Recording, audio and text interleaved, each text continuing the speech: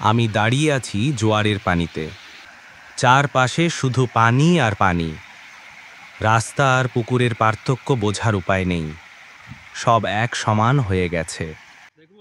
যেখানে একসময় শিশুরা খেলতো, সেখানে এখন মাছ সাঁতার কাটছে। যেদিকে একসময় মানুষ বাজারে যেত, সেই রাস্তা এখন নদীর মতো বয়ে যাচ্ছে। পানি থামছে না, বরং বেড়েই চলেছে। অলরেডি হাঁটু সমান পানি।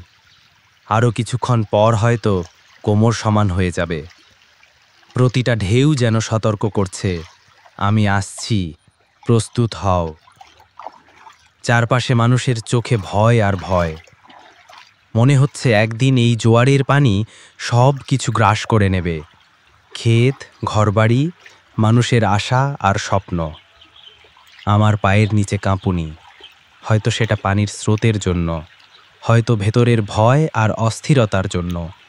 এই জোয়ার যদি এমনই বেড়ে চলে, তাহলে একদিন আমাদের গ্রাম, আমাদের স্মৃতি সব পানির নিচে মিলিয়ে যাবে। পানির কি স্রোত, মনে হচ্ছে আমাকে নিয়ে যাবে।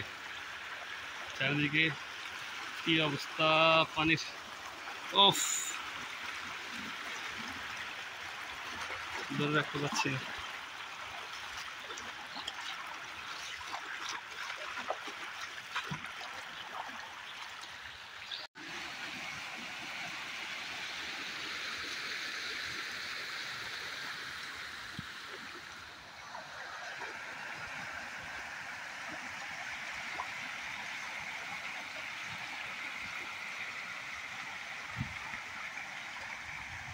দেখুন পানির কি স্রোত, মনে হচ্ছে বন্যা,